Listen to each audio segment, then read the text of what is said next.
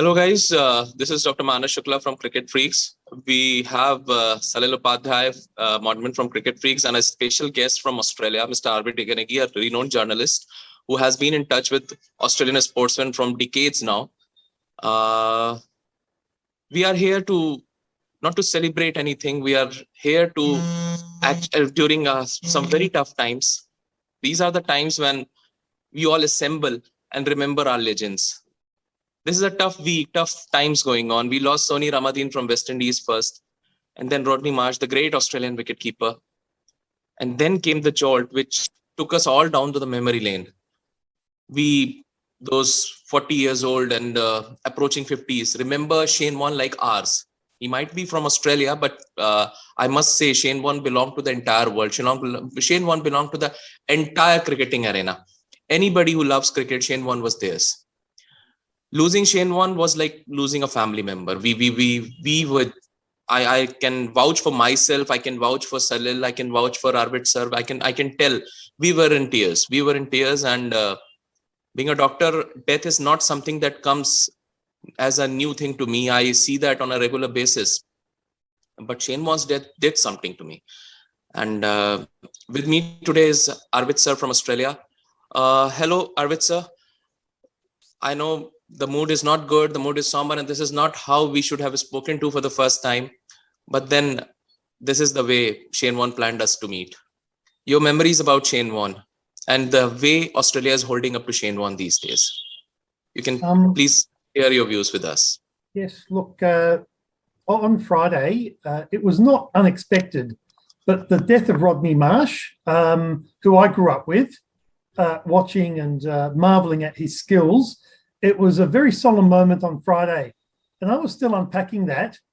And to wake up Australia time, I woke up at 6:30 on Saturday morning, and when I saw Varley, Shane Warne, and Shane Warne's passed away, I thought, am I watching a comedy that we have in Australia called The Chasers, or is this some type of parody?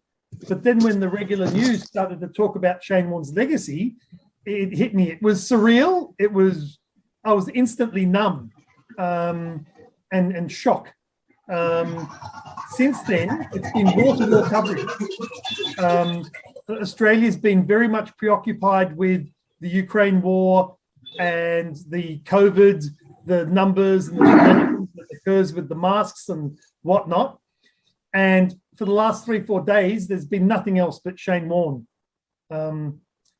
So that's been quite a nation-changing moment. It's a bit similar to, I suppose, Princess Diana's death and other very notable occasions that have occurred in Australian history. It was a moment of Australian history, really. Yes, I definitely can understand what you're saying right now. And Arvid sir, I would like to know, how is the family of Shane Warne shaping up to all this? Like, I recently read in a tabloid that Shane Warne's family had gone to meet his ex-wife Simone and the 3 kids, and obviously, like us, they would be in a state of shock. But how are they holding up right now? Is there any news about them? Well, it is through Shane Warne's management. They've released a statement saying that they're in a state of disbelief, and they're expecting him to walk through the door any moment. So the reality hasn't set in. You would know more about the psychology, being a doctor, that the brain denies it to hold the pain back. But the family have accepted a state funeral offered by the Victorian government. And what it would seem as though at this point that it will be held in the Melbourne Cricket Ground. And you may well know, Dr. Manas, that the Great Southern Stand, a place that I've sat many a time watching Shane Warne and other people play cricket, will be called the SK Warne Stand. SK Warne Stand. Yeah. I used to work in the Cricket Australia building, and at lunchtime I would walk and look at the statues. DK Lilly was a favourite, but I would always spend time with the Shane Warne statue, which has become a shrine now. Yeah, true, very true. Such great words. Yes, absolutely. And I must congratulate and I must commend the Victorian Cricket Association for doing this. Salil, now I would like to shift my attention to you. See, as I said, as I started, Shane Warne might be an Australian cricketer, but he was much more than that. Like, if you want me to remember Shane Warne, I'll remember Shane Warne as mine. So, what do you have to say about Shane Warne? Like, the death shook you up. I know this personally, having spoken to you that day. But can you just tell me how is everything around after Shane Warne's death in the cricketing friends of yours in your own house? How are the things shaping up? So first of all, I'm already in tears after listening to Mark, and this really didn't go up so well with me, and I was really shocked. It was really unacceptable. Uh, First of all, I couldn't believe what has really happened when I saw the news, and then I talked to my father-in-law, my father. They were all shocked when I told the news, and my father-in-law was in tears. My father is a very controlled person. He's a very spiritual person, but still he was taken aback by the news because he's the one who showed cricket to me, and he is the one Yeah. who introduced cricket to me. And the first things I saw, being a 90s kid, I was born in 88, and being a 90s kid, what I've seen is Sachin Tendulkar and Shane Warne, and Yeah, the yeah. most Very famous battle. we have followed. And Yeah, those absolutely. memories of wicket keeper saying "balling Shane," that just Yeah, keeps yeah, nearly. keeps Yeah, popping up in my mind every day I wake up. It's really hard for yeah. me to sleep I can nowadays. understand. Yeah, I can understand. I can understand. I can very well correlate. And those who don't understand cricket it might be very difficult for them to understand that why are we feeling like that. But being a cricketer, and especially since we all are joined by a cricket group, Shane Warne was like a god to us. So it's a huge loss. Now, if I share my views also about this particular thing, Shane Warne's death came as a shock, just like to uh, Salil. I think you need to control yourself. Yeah, yeah, yeah. It's okay, bro. Yeah. What I must say is that when I came to know about this news, I had just finished up with one of the cases, and as I came and as I saw that this news was being flashed in the television all around, first of all, I could not believe it. But then something happened. I became numb, and my family got a little worried. Uh, you might not know, but I've gone through a lot these last 2 3 years. But my family got really worried. I had to sit down on a sofa couch, and then I had to be. Then my wife offered me a glass of water, and it took me some time, which usually does not happen to me, because it was surprising that I had written an obituary for Rodney Marsh around a few hours back, and now it is Shane Warne. The entire childhood, entire youth, entire adolescence, entire medical college flashed in front of me because I had Shane Warne attached to every moment of mine, every important milestone of mine. That is what Shane Warne was to all the cricket fans. Remember anything, and Shane Warne will come to the discussion. In that discussion, Shane Warne will be there. I can say this: I have not seen Bradman, I have not seen Sobers, but I'm proud I have seen Shane Warne. Shane Warne is the greatest cricketer I've ever seen. Coming to the next part of this discussion, which is one moment of Shane Warne that you will remember for always, like cricketing moment, off-field moment, anything that if Shane Warne comes to your mind, that particular moment will come to your mind immediately, where you are attached to, or where only his memories are attached, like somebody has met Shane Warne, or somebody has spoken to Shane Warne, or something. So, Arvid sir, what will be your memory of Shane Warne? One moment of Shane Warne that you would like to share with us? Just one moment. I've got to say, Manis, that my moment may surprise you. It was the 2005, the press conference after day 4 at Edgbaston. It was a test match where Australia lost by 2 runs, where Casper was the last wicket out. Yeah. And at that press conference, Warne was one of the not-out batsmen. Australia had 130 odd to get, 7 down. Right, only 2 bats in the shed, and Australia was given no chance. And they just said to Shane, "How are you feeling? What's the story here?" And he just said, "I hate losing." And and there was a hush there. He said it with such passion, and the Australia got within 2 runs. And people remember the partnership at the end with Lee and Kasparovich, but they don't remember that Warne showed a lot of grit. And the reason they got close to that was the runs that Warne made. So it's unusual that I remember Warne with the bat, but it was his determination. And that entire series and his career, everybody thinks that the wickets came easily to him when he cleaned up the tail and won a test. Well, it hasn't come so easy for Nathan Lyon, who more often doesn't do it. It was his skill, his perseverance, his practice, but also his mental edge. And that night, when he told the press room that I hate losing, I knew that he had something in store for us the next day. That was my striking memory, Dr. Mann. Yes. And I very well remembered it. See, Shane Warne is there in every moment. So when you're telling me this, I remember my hostel, my medical college hostel, we 5 of us sitting there enjoying the Ashes, because after a long time, we thought England can compete with Australia. After a long time. And that was probably the best England team to take on the ground in my presence, if I can say what I have seen. And Flintoff was at its best, but Warne was Warne. I think Flintoff should have shared the man of the series with McGrath that time, and in a series before, not McGrath, Warne that series, because I think that particular Ashes was the only Ashes that Shane Warne lost.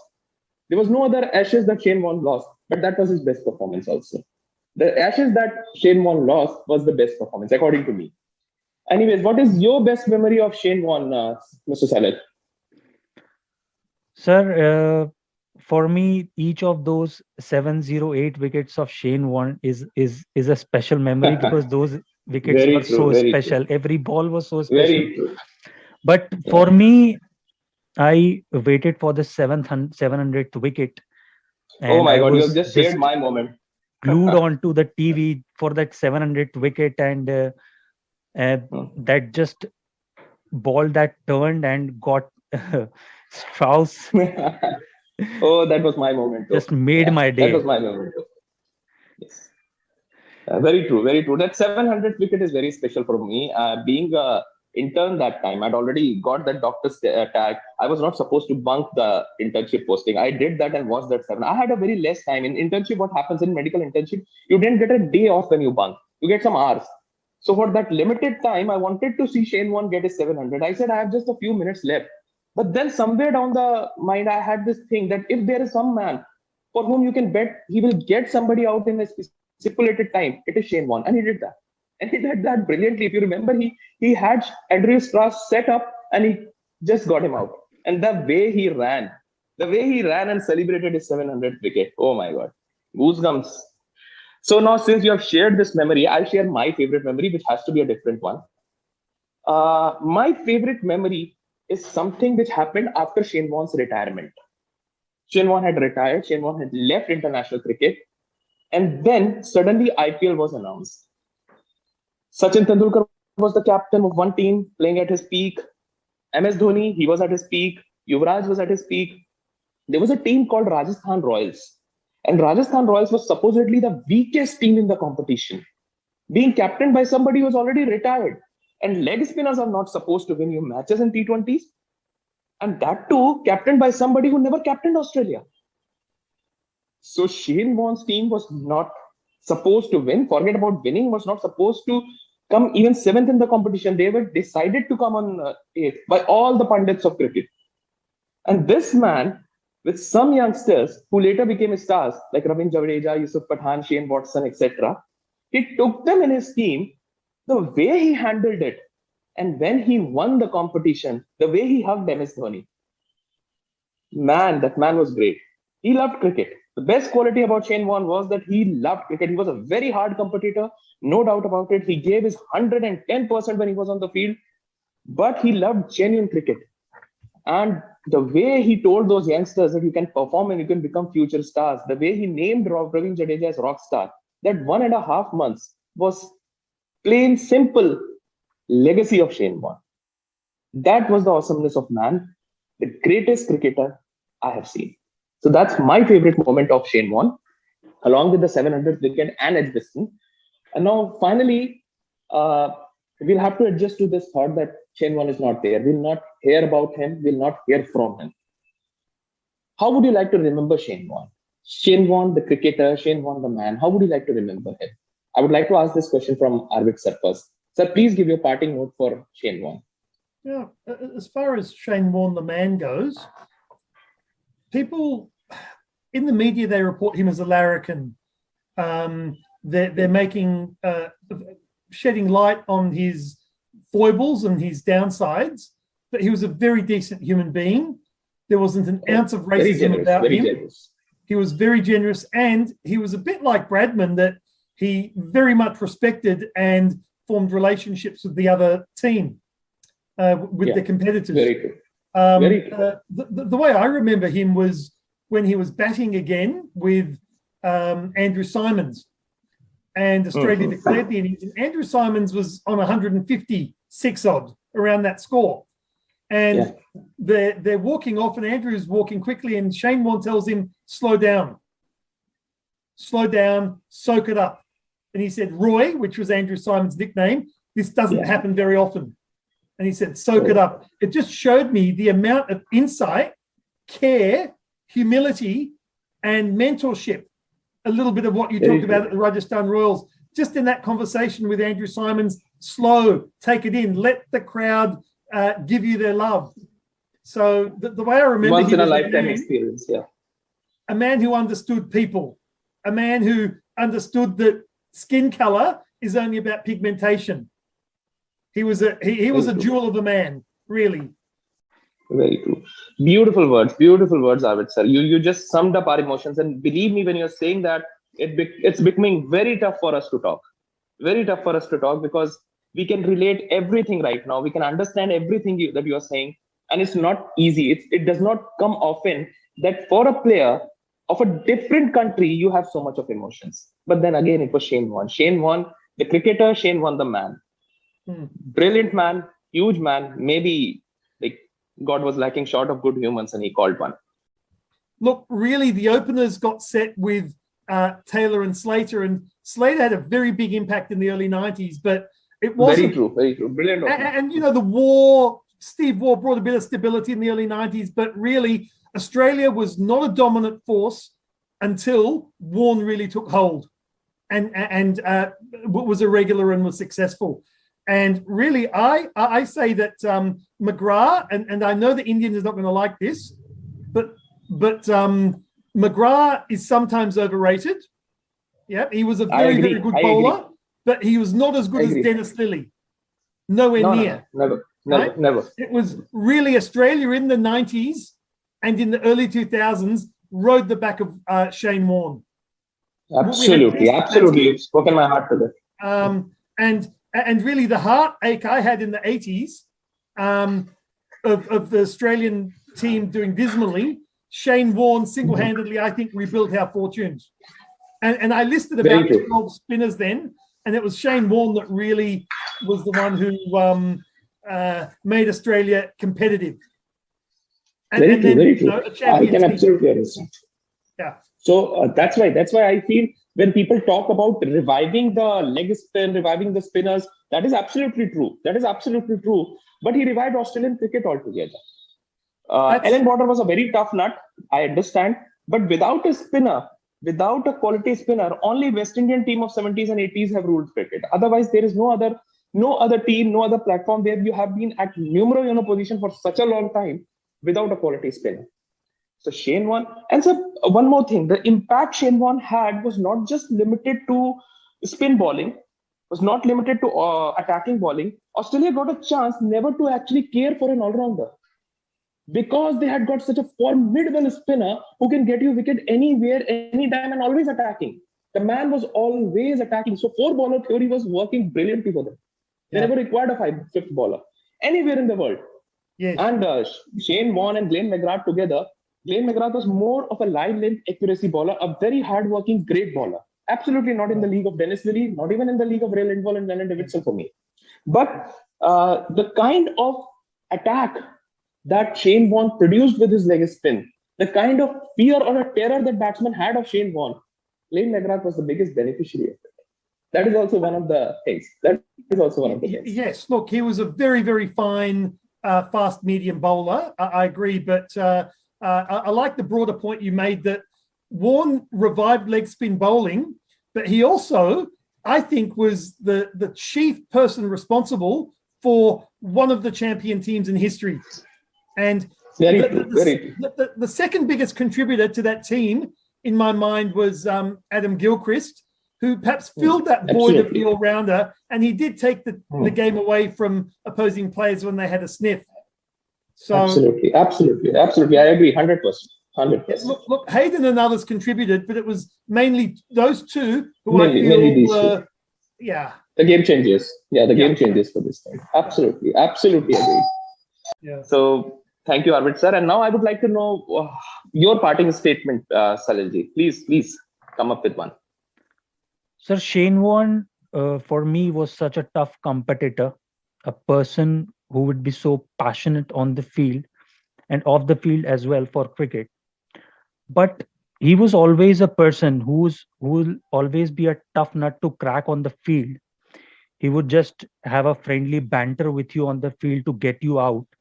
And then he will be the first one, if you play well, to go to your dressing room and praise that person that you have played so well. He will be the first one. If ever you meet him for the first time, the person would never feel that he is meeting him for the first time.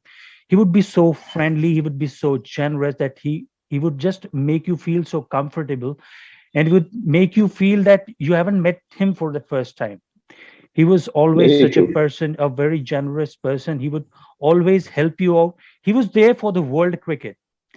He never stepped back in helping any of the individuals who sought help from him, be it Kuldeep Yadav, be it Ravindra Jadeja, be it Swapnil Asnotkar in Rajasthan Royals when he captained Rajasthan Royals for the first time.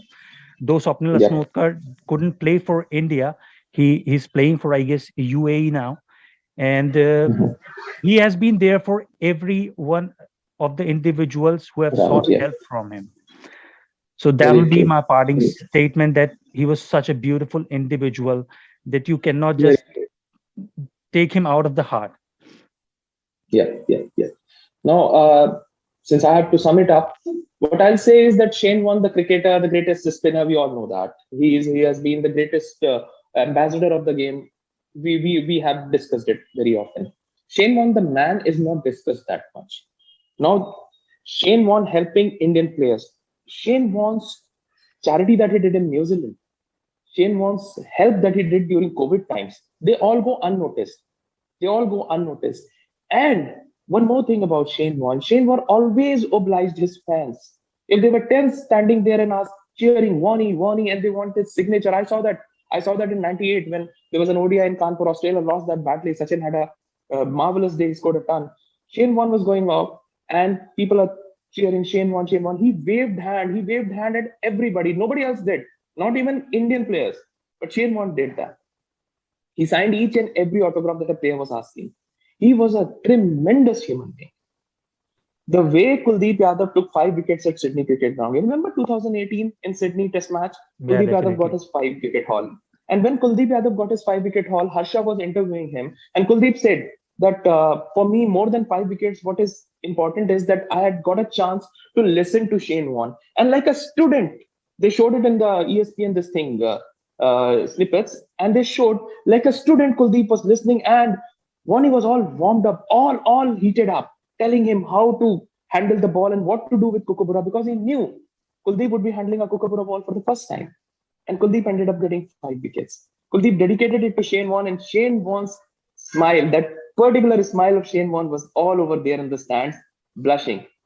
So that was Shane Warne. He loved the game more than he loved anything else. He was a very hard competitor, but when it came to off-field things, he was great. One more thing I remember about Shane Warne used to give predictions, and his predictions often turned out correctly. In fact, if you remember, he plotted dismissals also at times from the commentary box. He used to say, now this man will get out, and he used to. He did that during his playing days also. He commented that on the 4th ball, I'll get Daryl Cullinan out. Like, as if he was God, he knew everything. Unfortunately, he did not know that what 4th of March 2022 will be having for him. We have lost a gem. We have lost a jewel. The world is poorer today. Nobody can ever replace Shane Warne. But the show must go on. That is what the showman always believed. So the show will go on. There will be no Shane Warne. but the show will go on with the memories of Shane Warne. Thank you, Arvid sir. Thank you, Salanji. It was a pleasure being with you all. Maybe Shane Warne will be listening to it from somewhere. Thank you so much.